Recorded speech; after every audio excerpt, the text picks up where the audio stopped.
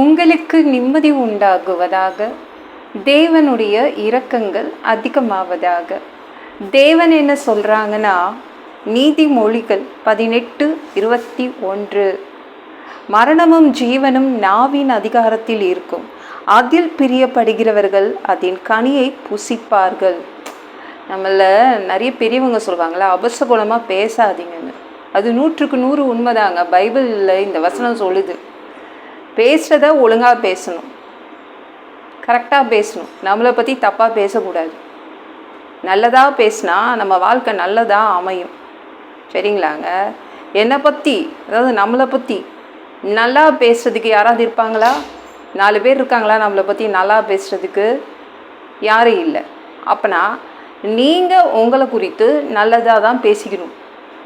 நீங்கள் உங்களை குறித்து நல்லதாக பேச பேச பேச உங்கள் வாழ்க்கை எல்லாமே நல்லதாக மாறும், நல்லதெல்லாம் நடக்க ஆரம்பிச்சிடும்.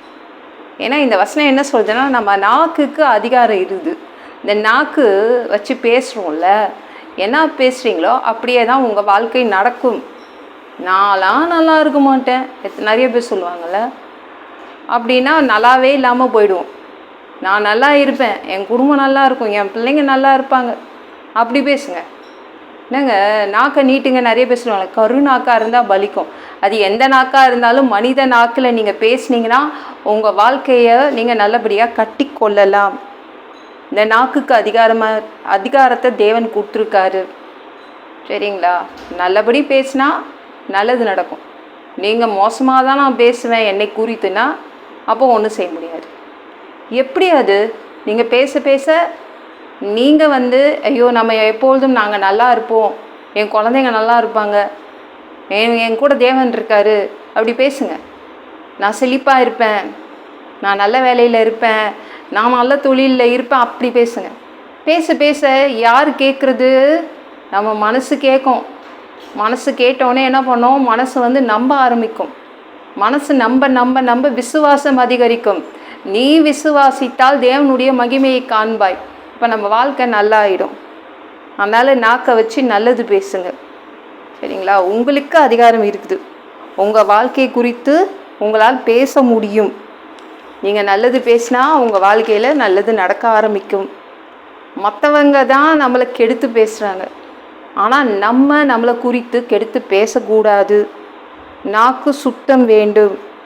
நீங்கள் உங்களை குறித்து பேசும்போது பாசிட்டிவாக தான் பேசணும், நல்லதாக பேசுங்க. அப்போ உங்கள் வாழ்க்கை நல்லபடியாக கட்டப்படும். எங்கே இருந்து நான் நல்லா இருப்பேன், எங்கே இருந்து உருப்பட போகிறேன் அப்படிலாம் பேசாதீங்க. இனிமேலேருந்து மாற்றிடுங்க. நான் சூப்பராக இருப்பேன், நான் நல்லா இருப்பேன், ஏன்னா என் தேவன் என் கூட இருக்காரு.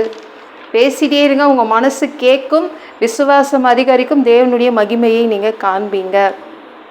சரிங்களா?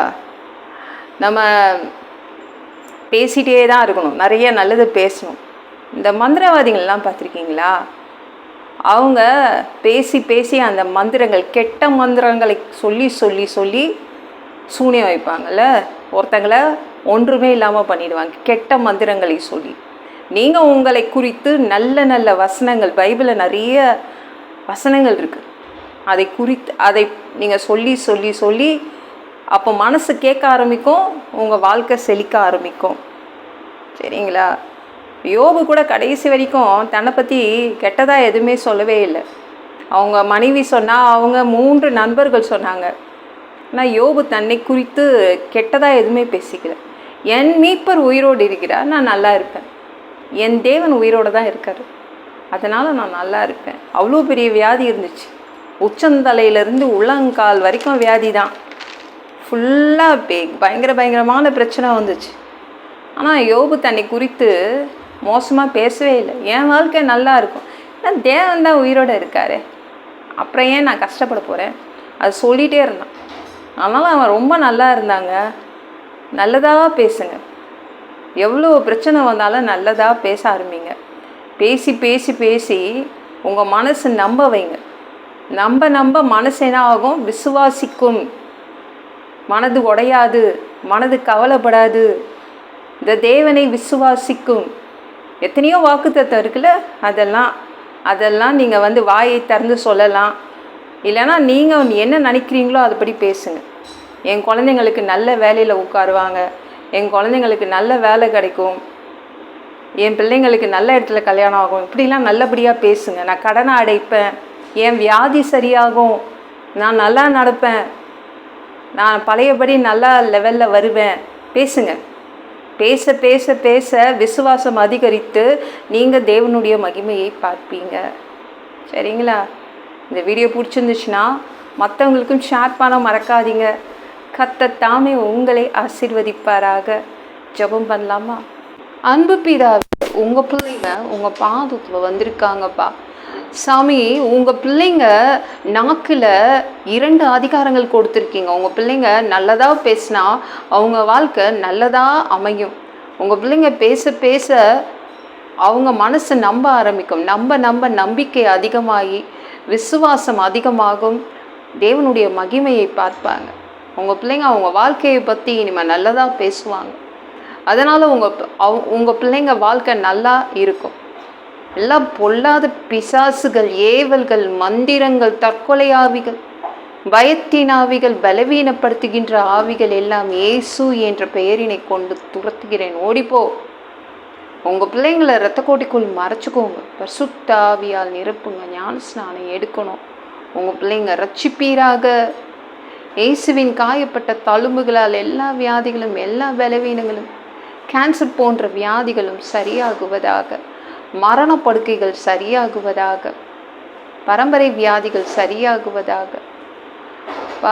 மனிதனாக பிறந்தா ஜீவ புஸ்தகத்தில் பேர் இருக்கணும். அப்படி இல்லைன்னா அந்த மனுஷனை பிடிச்சி நீங்கள் நரகத்தில் தள்ளிடுவீங்க. தீ எரிகிற இடத்துல எப்படி போய் வாழ்கிறதுப்பா? பரலோகத்துக்கு வரதுக்கு தான் ஆசைப்படுறோம்ப்பா.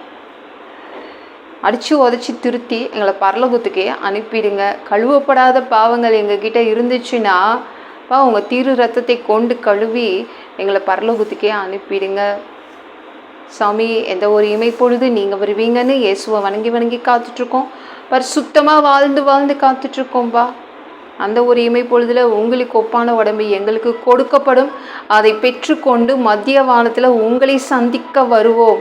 அந்த தருணத்தை நாங்கள் இழந்துடக்கூடாதுப்பா. ஒரு மனிதனால் பரிசுத்தமாய் வாழ்கிறது கூடாத விஷயம். அதற்கு கூட உங்கள் உதவி கேட்டு தான் நிற்கிறோம் அப்பா. 7 வருட அந்தி கிறிஸ்து ஆட்சியில் விட்டுட்டு போயிடாதீங்க. பிசாசு நடத்தும் ஆட்சியில் விட்டுட்டு போயிடாதீங்கப்பா. 3வது தடவை கூட இந்த பூமிக்கு வருவீங்க. 1000 வருடம் இந்த பூமியில் தங்குவீங்க, ஆட்சி செய்வீங்க. அந்த நல்ல காலத்தை பார்க்க ஆசைப்படுறோம். எல்லாவற்றையும் ஒப்பு கொடுக்குறேன். இயேசு முடிஞ்சவங்க எழுப்பிதாவே. ஆமென். நாளைக்கு பார்க்கலாம்.